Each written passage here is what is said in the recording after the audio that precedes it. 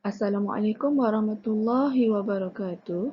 Yang dihormati pensyarah pentaksiran dalam pendidikan Islam sekolah rendah, Dr. Ismailiza binti Ismail dan rakan-rakan yang dikasihi sekalian. Pembentangan kami kali ini adalah bagi memenuhi tugasan pentaksiran dalam pendidikan Islam sekolah rendah PIMK 2082R. Tajuk pembentangan kami hari ini ialah integriti dalam urus takbir pengurusan peperiksaan.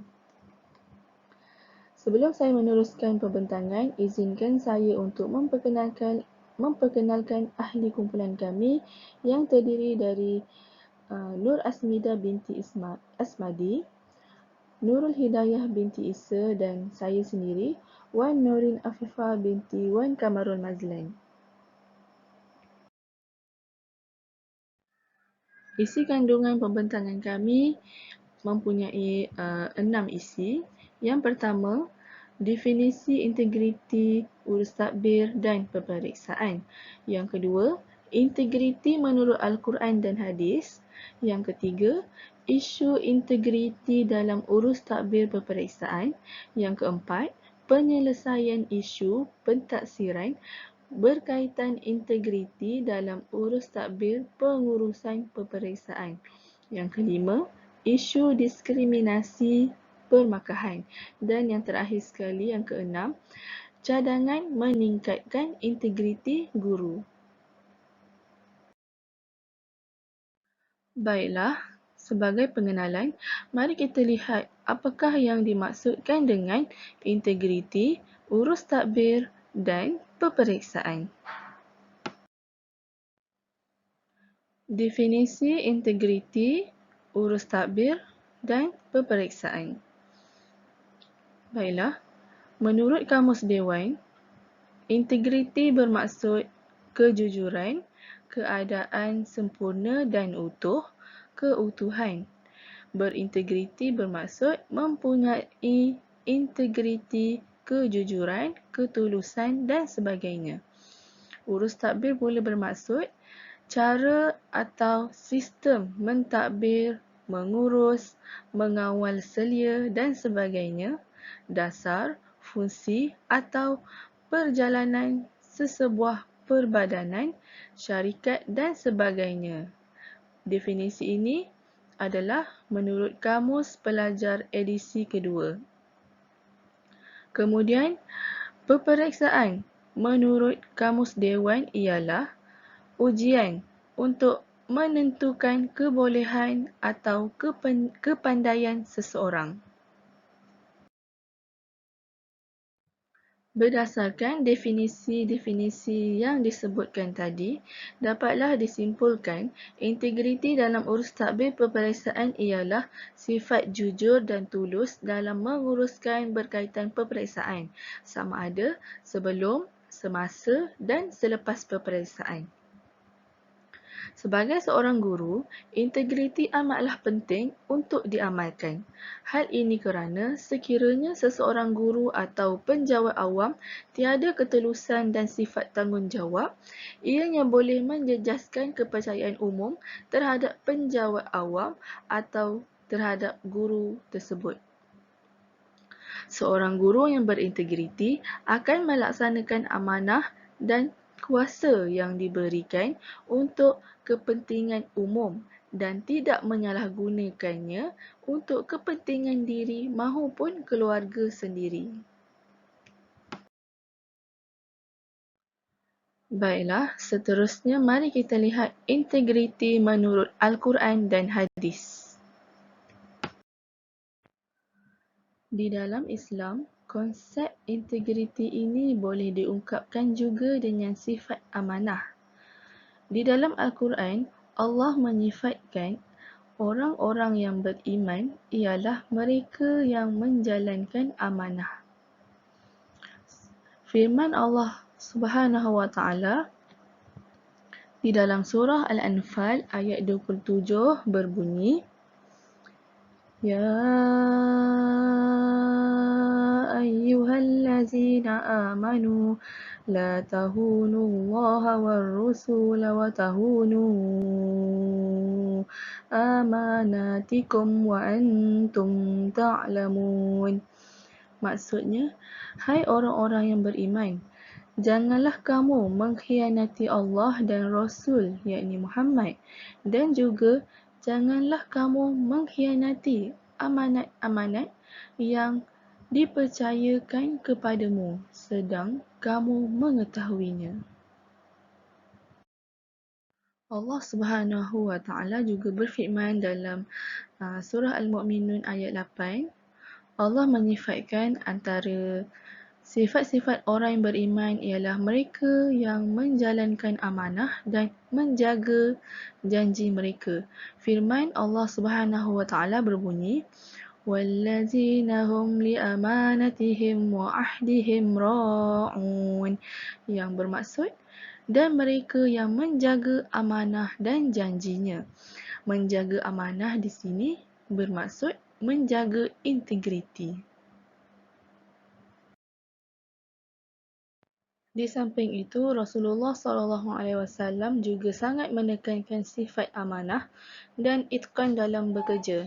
Kedua-dua sifat tersebut ialah sifat yang disukai dan dicintai oleh Allah Subhanahu Wa Taala.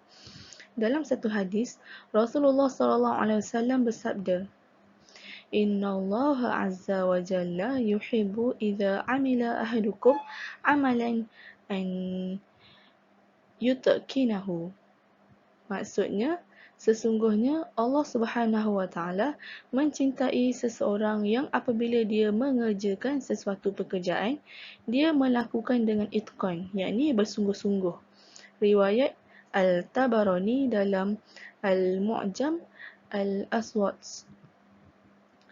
Sifat amanah dan bersungguh-sungguh dalam bekerja ini turut berkait rapat dengan prestasi dan kecemerlangan takbir urus guru dalam pengurusan peperiksaan.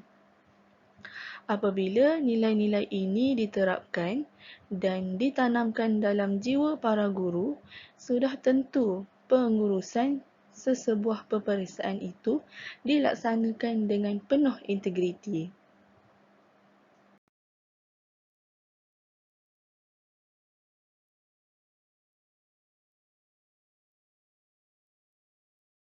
Saya, Nurul Dahlia binti Isa, akan meneruskan pembentangan berkaitan dengan isu pentaksiran. Sebelum kita masuk pada isu pentaksiran, kita tengok dulu pengenalan pentaksiran. Pentaksiran terbagi kepada dua. Yang pertama, sumatif dan yang kedua, formatif. Sumatif ini berkaitan dengan peperiksaan, di mana integriti ini sangat penting dalam menguruskan pentaksiran untuk memastikan kesahihan dan kebolehpercayaan hasil pentaksiran. Jadi, integriti ini sangat penting kepada semua warga guru.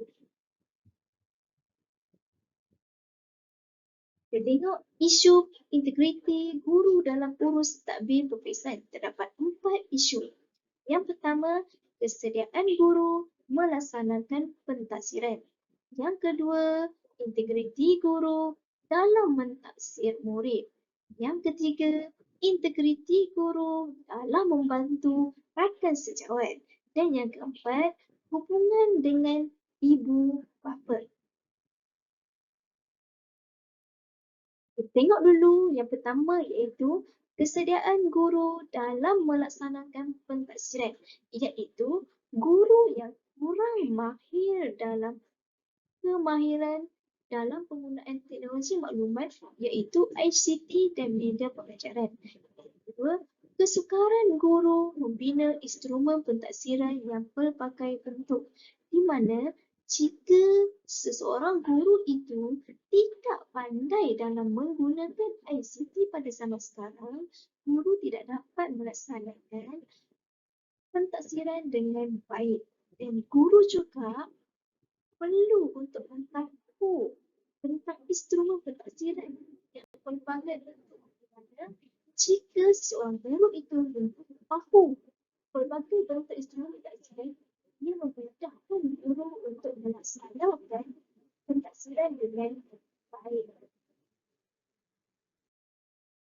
Yang kedua berkaitan dengan integriti guru dalam mentaksir murid, di mana pentaksiran ini sangat penting bagi murid untuk mengesah perkembangan diri, mengenal pasti kekuatan dan kelemahan dan meningkatkan pencapaian pelajar. Di mana pentaksiran ini, di sinilah integriti guru perlu ada. Disebabkan pentaksiran ini memerlukan integriti guru dalam melaksanakan pentaksiran untuk mengetahui tahap belajar itu sama ada pelajar itu mempunyai tahap yang baik ataupun tidak. Jika seseorang guru tidak berintegriti, guru hanya memberi tahap itu suka hati, itu bukan dinamakan guru yang berintegriti dalam mentaksir murid. Yang kedua, kekurangan dalam penggunaan ICT menyebabkan murid tidak dapat menilai dengan sebenar. Jika seorang guru itu tidak tahu menggunakan ICT, ia dapat menyebabkan guru itu tidak dapat menilai tahap pentaksiran pelajar itu dengan baik. Seterusnya, isu yang ketiga adalah berkaitan dengan integriti guru dalam membantu rakan sejawat, iaitu bersifat mementingkan diri dan tidak suka bekerjasama dalam karangan guru akan menjejaskan aktiviti pentaksiran yang perlu dilaksanakan oleh setiap guru. Guru yang berintegriti dia akan sentiasa membantu rakan sejawatnya dalam melaksanakan pentaksiran. Jika guru itu tidak berintegriti, dia sangat mementingkan dan dia tidak suka bekerjasama dalam kalangan guru, ini yang menyebabkan kepada pentaksiran itu tidak dapat dilaksanakan mengikut urus takbir peperiksaan yang sebenar. Dan isu yang keempat adalah hubungan dengan ibu bapa, di mana kurangnya komunikasi dua hala. Ini berkaitan dengan guru dan ibu bapa. Jika guru itu jika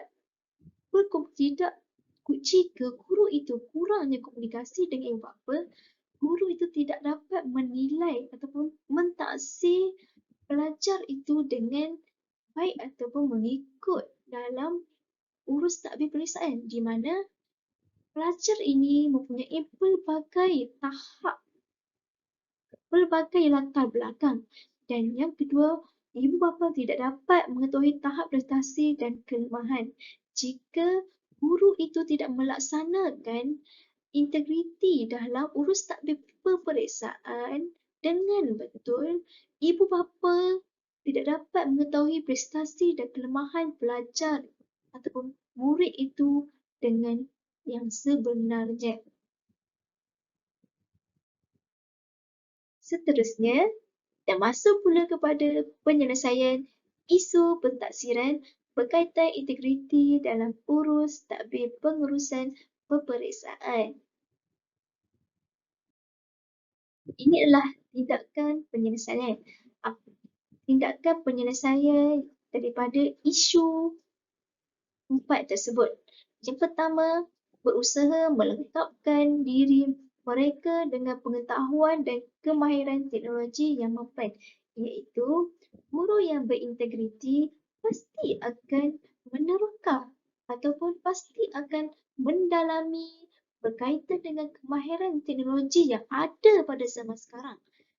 Dengan kemahiran yang mereka ada, mereka dapat melakukan pentaksiran dengan lebih berintegriti dalam urus takbir peperiksaan. Yang kedua, guru yang berintegriti pasti akan menilai dan mentaksir murid dengan telus.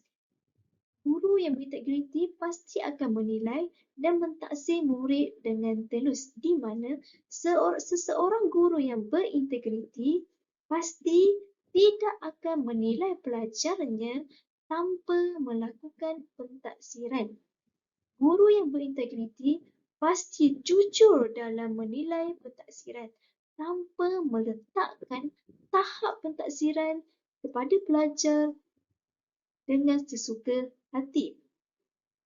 Dan yang ketiga, saling bantu-membantu dan bekerjasama sesama rakan sejawat dalam melaksanakan pentaksiran terhadap murid, di mana guru yang berintegriti dalam urus tadbir peperiksaan ini akan membantu rakan sejawatnya dalam melaksanakan pentaksiran terhadap murid dengan berkesan. Iaitu contohnya, seorang guru itu tidak tahu melaksanakan pentaksiran, maka seorang guru yang berintegriti pasti akan menolong rakannya dalam melaksanakan pentaksiran dengan berkesan. Yang keempat, guru sentiasa menjaga hubungan baik dan berkomunikasi dengan ibu bapa bagi memantapkan perkembangan murid. Guru yang berintegriti pasti akan menjaga hubungan mereka dengan ibu bapa. Dalam sabda Rasulullah SAW ada mengatakan berkaitan integriti dalam urus tadbir, iaitu ada 4 perkara, sesiapa yang melakukannya maka ia adalah munafik yang tulen. Sesiapa melakukannya satu daripada 4 perkara itu, maka ia mempunyai salah satu daripada sifat munafik hingga dia meninggalkannya. 4 sifat itu ialah apabila dipercayai, ia khianati.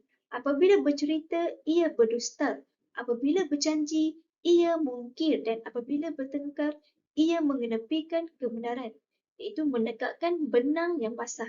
Hadis ini adalah hadis riwayat Ahmad. Sekian sahaja pembentangan saya. Saya sambung pula kepada pembentang yang seterusnya. Assalamualaikum warahmatullahi wabarakatuh. Seterusnya, saya akan menyambung pembentangan isi kandungan yang kelima, iaitu isu diskriminasi pemakahan terhadap murid. Mari kita lihat isu diskriminasi permakahan oleh guru terhadap murid. Antaranya ialah guru bersikap tidak bertolak ansur dalam memberi dan menentukan markah murid. Seterusnya, guru memberi markah tanpa melalui proses penilaian mengikut instrumen yang betul. Seterusnya, guru tidak berpengalaman dalam membuat penilaian markah murid. Yang terakhir, guru pilih kasih atau cenderung kepada murid-murid yang tertentu.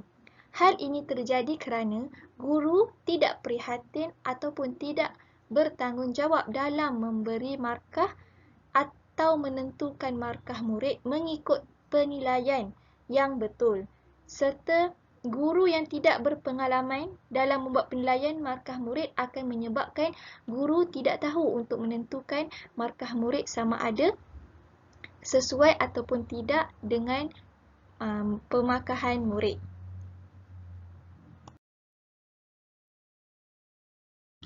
Seterusnya, mari kita lihat isi kandungan yang keenam, iaitu cadangan meningkatkan integriti guru. Mari kita lihat cadangan dalam meningkatkan integriti guru. Sebagaimana yang kita tahu, seorang pendidik mestilah memegang teguh kepada prinsip moral dan nilai akhlak yang tinggi untuk memastikan profesion keguruan sebagai kerjaya profesional yang dipandang mulia oleh masyarakat. Antara cara untuk meningkatkan integriti guru adalah guru perlu sentiasa meningkatkan ilmu pengetahuan dan kefahaman tentang piawaian kualiti guru mengikut SGM, iaitu Standard Guru Malaysia. Di dalam kerangka Standard Guru Malaysia, seorang guru hendaklah mengamalkan gaya kepimpinan pendidik yang bersifat insaniah serta menjiwai amalan keguruan. Seterusnya, guru mesti diberi pendedahan dan kesedaran tentang kepentingan integriti dalam profesion perguruan. Seterusnya, KPM menyediakan kursus dalaman tentang penilaian murid secara berkala dan perlu disertai oleh murid.